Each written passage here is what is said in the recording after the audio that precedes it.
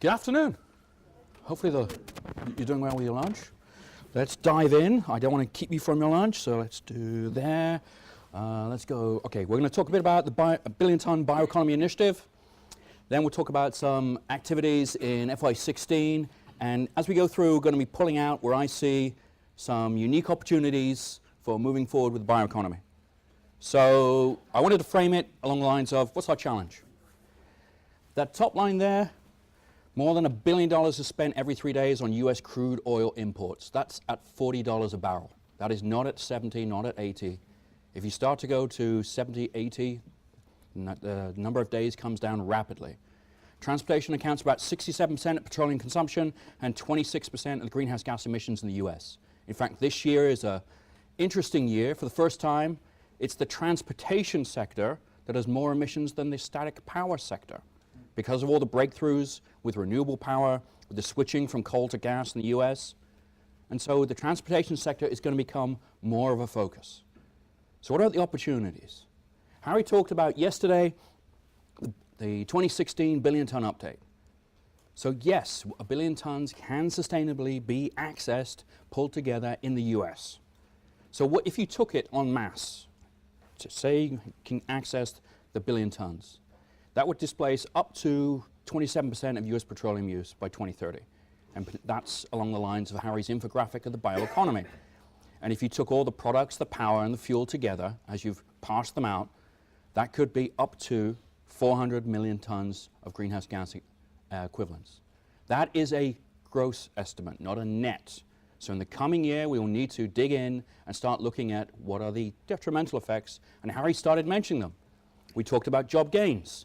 We also need to be concerned about job losses. So, the Bioenergy Technologies Office is part of the Energy Efficiency and Renewable Energy Office. It's under Sustainable Transportation. This year, later this year, you're going to see a new strategic plan from the Bioenergy Technologies Office coming out. Our vision is a thriving, sustainable bioeconomy fueled by innovative technologies. As you can see here, our mission is developing and demonstrating transformative and revolutionary bioenergy technologies for a sustainable nation. I asked a member of the office, do we really need transformative and revolutionary? And they said, heck yes. So there's a lot of passion in the office. Well, that's good. We do have a lot of goals, quantifiable goals. We're different from RPE in the Office of Science. So this 2017, and this is the first year of fiscal year 2017, October 1, we will be driving towards a verification of a modeled mature cost, that's why the asterisk is there, of $3 gallon gasoline equivalent. We are currently at pioneer commercial scale prices. This is a mature cost after you've come down the learning curve. And so you'll see additional validations in 2022. So we're about reducing risks and cost to commercialization through RD&D. There's a lot of words here. We've already hit the first bullet. This is through 16. So you've got feedstock supply and logistics. We'll touch on algae. There's some really interesting opportunities there. We heard last night, productivity with algae has to dramatically increase. Also, you're probably well aware, you have to be concerned about nutrient use and water use. It also might be an opportunity for distributed densification. I question whether you can afford to take algal systems and truck them down the road, make an intermediate, and truck the water and nutrients back. I think the economics is questionable if you do that, which means you're talking about probably centrally manufactured, distributed systems, perhaps like a hydrothermal liquefaction that turns the biomass into bio-oil, or you extract the ethanol at the site of production of algae. We'll talk a lot about conversion. You heard both Harry and Tom yesterday talk about the new fuels vehicle system co-optimization. Bit of a mouthful, we just refer to it as co-optima. The idea of having engines and fuels co-optimized together, advanced engines. Let's be clear about this. Electrification is coming, so are fuel cells. But if you see in the US an opportunity for the Volt model as opposed to the Leaf model, where you want a range extender, that would benefit from a downsized, turbocharged engine that could also work on a renewable fuel. If it's smaller, that means whether it's being propelled by electrons or by biofuel, it's beneficial. There is, by the end of the month, there will be an announcement, we're still on schedule, for revitalizing our pilot and demonstration partnerships, projects, to drive those forward. I cannot emphasize to you the complexities and the challenges involved in going to pilot and demonstration scale to fill the pipeline to commercial. It may not be the most glamorous, but it is one of the key things. You may hear it talked about as the Valley of Death. We're in an emerging industry sector. Yes, there's going to be consolidation of companies. It looks really bright and shiny, your future, when you don't know what you don't know. Then you discover, oh, there's all this extra stuff I need to take care of. And as you scale, the complexities increase. So I cannot emphasize that enough. And we're going to touch on the Defense Production Act. That is a collaboration between USDA, DOE, and the Department of Defense to make renewable diesel and renewable jet fuel. So let's just jump right in. One of the key challenges I see for innovation, and let's be clear, invention is the beginning of innovation, but innovation has other things embedded in it, including time to market. If you want an example of that, think about, and I'll date myself here, think about laser discs. They were out and competing against VHS videos and beta videos. There was a war in itself there. But clearly when you went to laser discs, the technology and the resolution was ahead of the tapes. The market didn't want it. Later on, the companies that invested in that were at the cutting edge of CDs and DVDs. This is the same with biofuels. We have to work in our bioeconomy at every step of the supply chain. If you pull out one part of the supply chain, it doesn't happen. This is like the grand finale at the end of a large stack of dominoes. You start pulling out a couple of dominoes, and you don't get your grand finale at the end. So this is examining risk. I am a strong believer we need to look in the mirror and see all the good and also all the bad. Right now, biofuels, bioproducts, they're probably mostly rated as junk bonds because we don't know or can't quantify the risks. And if investors can't quantify the risk, they're assuming that risk, so they charge more. So that's a couple of extra interest points. And if you're lending, as we heard, borrowing, I should say, on a $350 million biorefinery, a couple of interest points can be profound over the length of the project. We have risks in the feedstock, in its seasonality, I should say, in blights, the variability of the large volumes themselves in the same field across states. You have variability with the intermediates that we make, the quality of sugars. We have variability in our intermediates like bio-oils. They actually can, if you do it wrong, can actually dissolve the reactor from the inside out. That could be a challenge. Then we have recycle, power for the site to hit our LCAs. So across our entire supply chain, we're about really driving down technical risk. When we're successful, and at the end of the project, the risk level is lower than it was at the beginning, then the investors will come. At the moment, we're in a market where it is stressed for investment, another reason for why we're seeing commercialization as a significant challenge. So let's just think about the concept of our bioeconomy. And I apologize, bottom left here, that's an open pond. I need a new cartoon for a photobioreactor. The footprints from photobioreactors will change how we think about algae. Yes, there are trade-offs in CapEx, but we need to, so it's basically, the US has a very diverse supply of biomass, and that's good. That is a risk abatement in itself. But it means you need different technologies there, and you convert it, it's in the middle there, and then you look at the full product slate that you can. And on the right, you look at, oh yes, there are revenue and economic benefits, but there are also negatives. What about the cost of the infrastructure? When you start talking about the need for 50 new integrated biorefineries, that's a lot of steel, or 200. Where are those investment dollars coming from? That's the kind of numbers you think about if you start thinking about 21 billion gallons of fuel. So, one of the key things, well, as we're thinking about bioeconomies going forward, I would ask us, I believe there's a key market barrier on our ratio of CapEx to the annual production capacity for fuel at the site. If you look at petroleum refineries, they've taken that ratio down. Perhaps, as we go forward, we will be seeing, and you might have seen hints yesterday, bolt-on technologies, where one part of the capital is existing, or one part of the capital is already thoroughly depreciated.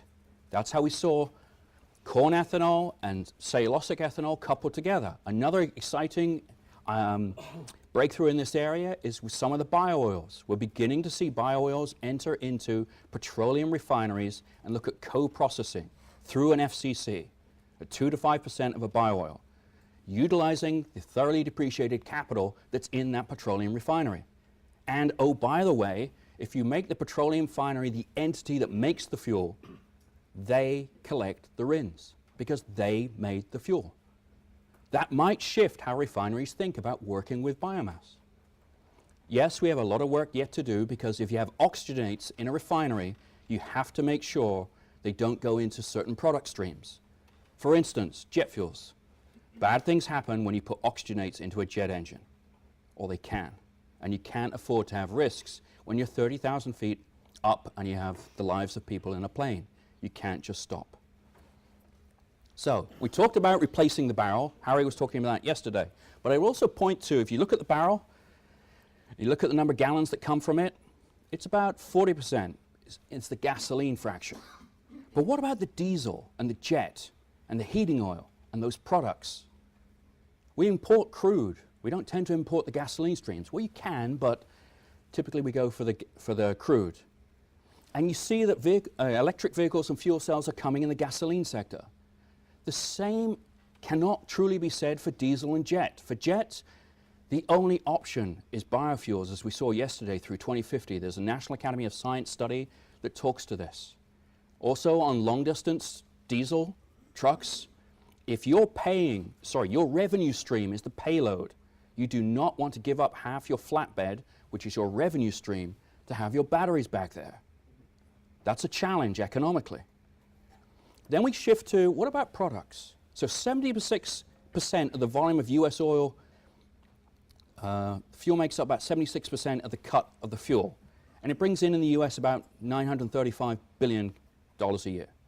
Chemicals, 17% of the barrel. So that's on a carbon basis or a mass basis. It's like 2/3 of the revenue. Yes, it doesn't always apply, but this is where I would ask you. One of the things that keeps me up is with products, if you couple it to fuel, and in the Department of Energy, it's bioproducts that enable fuels. I'm extremely interested in the transition between markets.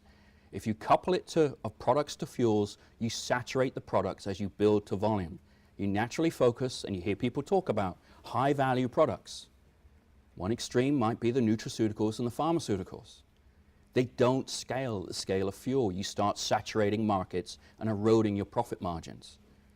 But if you're a company that's up and coming, you might be thinking about your first generation product, your second, your third, and how that's scaling, and how ultimately you go towards fuels. So we're working on how to displace the entire barrel. Well, products are really interesting space. You see, this is from the initial volume 1 of the top 10 published in 2001. Interestingly, it was actually 12, but we'll sweep that under the carpet. It's called the top 10. But you break down your sugars and you break down your syngas, and you can go to building blocks, secondary chemicals, then you go to intermediates. And it becomes a web very quickly. And we said, okay, let's talk to industry. Last time that the DOE looked at products, it went on one particular starting point with one company and one process to a final application. And it's hard to see an impact that way, a large impact. That seems very specialized. And those not in the program felt locked out. If you talk to industry, they say, I'd like to do with the government maybe the building blocks and the secondary chemicals and the intermediates, or even stop at the secondary chemicals. That way they can sign joint ventures with many different additional companies that are in the different fields of application. Here's a plea to you. I am not smart enough to understand how to do LCA of product, the same product, in different applications. If you have ideas on that, I would love to understand that. We can have the same polymer in a cup and in a table, and it will have a different lifespan. So the total cost of ownership of carbon across its active lifespan will be different. So what we've done is we've said within ERE, the Bioenergy Technology Office will make the intermediates, and our fellow office, the Advanced Manufacturing Office, so we make the renewable polylactic acid. AMO actually does the 3D printing of the renewable polylactic acid into the final application. And that's how we've put the work together. Now we also had, Tom yesterday mentioned, we focused, because it's easier to understand, molecular replacements. Let's take a fossil-derived molecule and replace it with the exact copy. If you want to open the box up, we're beginning to see the infancy of functional or performance replacements, perhaps where they're more oxygenated. Every time we make a drop-in fuel, we are saying no to 16 atomic mass units for oxygen. And that's yield that we're losing. Inherently, biomass is 3 very nicely oxygenated polymers, and it has rich functionality because of that. So there are opportunities there where we can play to the strengths of biomass by keeping those functionalities to make products. The other one is the old chestnut of you can make anything from lignin except money. Unless your name is Beauregard, and they seem to be able to do it. They've done a remarkable job. But there's some really nice work that's coming out in the scientific community, and I think it's because we're looking at it differently. We're looking at it, if you go with biological pathways instead of thermochemical pathways. Thermochemically, you crack the heteropolymer that is lignin, you make hundreds of derivatives of molecular fragments. Molecularly, if you use biological systems, you can overexpress the fragments you want and underexpress the ones you don't, saving on separations, which was killing the process. There's some unique opportunities there. So, this year, we had a funding opportunity announcement on products to enable biofuels called MegaBio. Listed 3 winners here.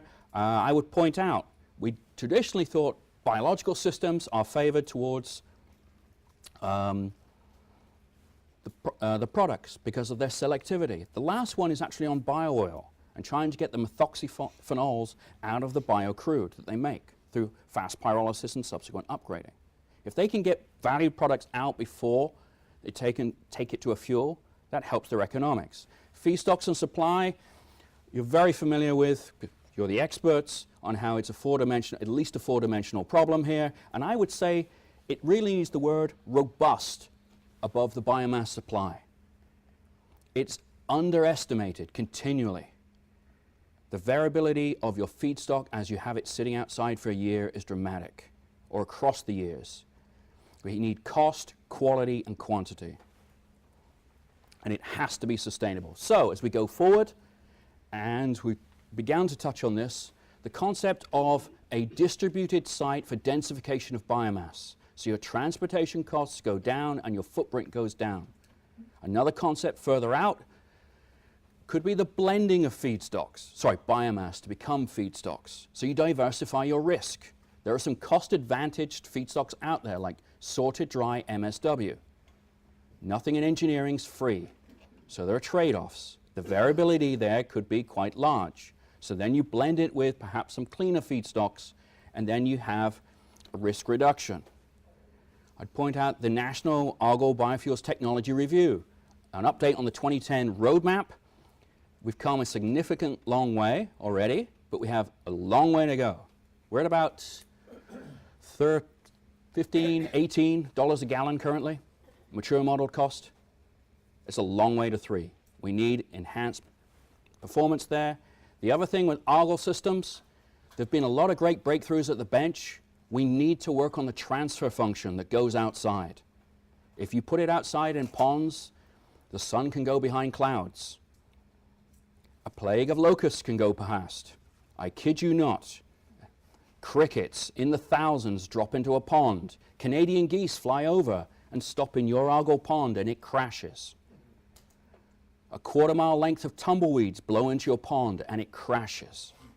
You have to be robust to all the wild systems. Integrated biorefineries, pilot to demonstration to the pioneer commercial scale. Pilot being the smaller scale, probably beginning to integrate unit ops, demonstrated where you first fully integrate, it's probably 1/10 of scale commercial. Very hard. What we really need here is transfer functions. You do not want to do experiments in a full-scale commercial plant if you can avoid it. It's expensive. You want to be able to do the work in the pilot and have it readily translate. Petroleum's figured this out over 100 years.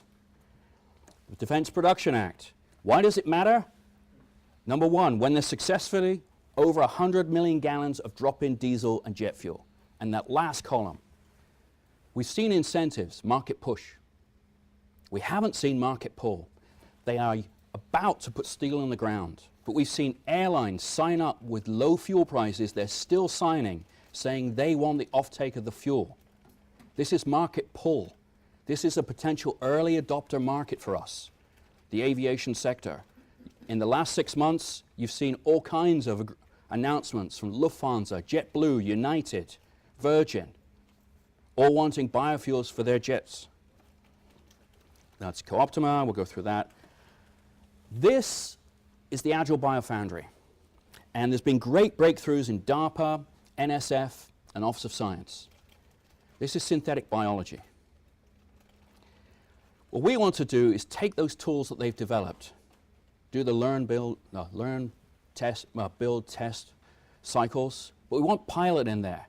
We want to not be at milligrams. There's also learning as you go from milligrams to kilograms. We think kilograms are the minimum amount you need to say you're making a monomer to a polymer to do an extrusion of a polymer so your application can actually see what you've done.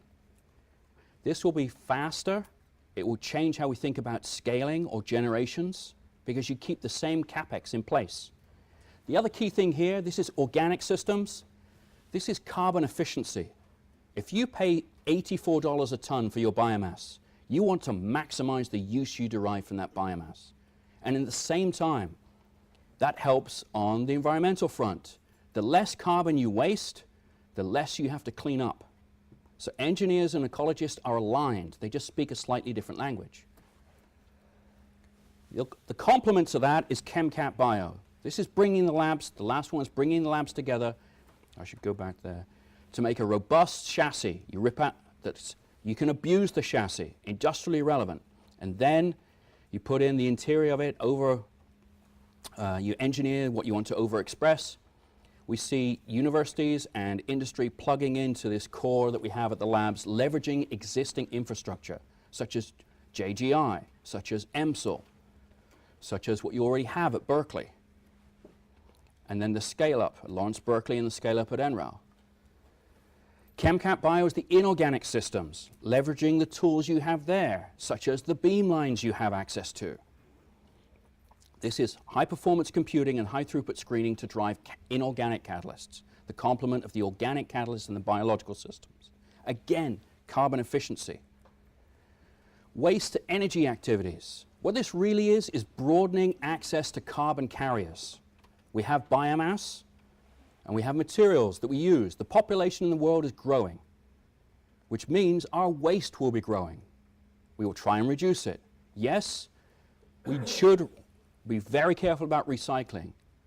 I would put it to you to consider yourselves as we are the molecular recyclers. The macro recycling is done in front of anything going to biofuels or bioproducts or biopower. But if you cannot recycle it, then it comes to us. Then we break it down to the molecular levels and reassemble it. That's what we do from MSW. That's what we can do from biosolids. So if you're thinking biosolids, we saw a bit of this yesterday, that leads you to these distributed carbons. We need centrally manufactured modular systems that we can take to where the biomass is. If you think about the old adage of separating the wheat from the chaff, we want the chaff, the bit that blows away. So this light and fluffy agricultural residue is what we're trying to transport to where we want to process it. What if we could process it to something else that's denser on an energy basis at remote sites? Instead of using the economies of scale, we use the economies of numbers of units. So that's sustainability, which we have grown. And the last part I'll talk to you about, it's a lunch talk. So let's talk about Stephen Colbert from the Colbert Report, 2014. My office had a paper mentioned on Earth Day on the Colbert Report, and not in a good way. And it was all about corn stover is worse than gasoline for emissions. There was a great paper. We funded it, done in Nebraska, University of Nebraska-Lincoln. It was published in a great journal, Nature, Climate Change. It set up and said, yes, if you do not take the lignin for renewable power and you do not take all of these sustainable practices, yes, it can have a carbon footprint worse than gasoline. But that doesn't make great copy. What makes great copy, there was an important may in there. Take out the may and you have always. And that makes great copy. So Stephen Colbert said, give up greenies. And this was Earth Day. Biofuels is worse than gasoline for emissions. But there's a positive here. And it also illustrates the power of strategic communications. Bad news does make great copy. We need to work together on getting the positive stories out, because that will drive investors to companies. The positive aspect of this as well is it stimulated a lot of good discussion, and we should continue that discussion. What are the boundaries? What are the assumptions? We shouldn't assume carbon neutrality for biomass. You can do it well or you can do it poorly depending on how you do it. So it illustrates how important sustainability analysis, assumptions, and communications will be. And with that, I wanted to highlight that there are some opportunities to continue discussion about the bioeconomy. There's some forums currently being held by DOE and USDA, and I'll leave this up here. There's one coming up there's one happening in Texas, there's one in Seattle soon, and you can see these other conferences that we will be attending shortly. And with that, I know I'm over time, but our office doesn't do anything. Really, the actual rubber hits the road with the performers, our partners, our collaborators. That's you. So before I go, I want to thank you. It takes late nights, weekends, and hours of work to put great proposals together. We just put out funding opportunity announcements. If the quality of the proposals don't come in, we can't fund them. That's all your hard work. Thank you.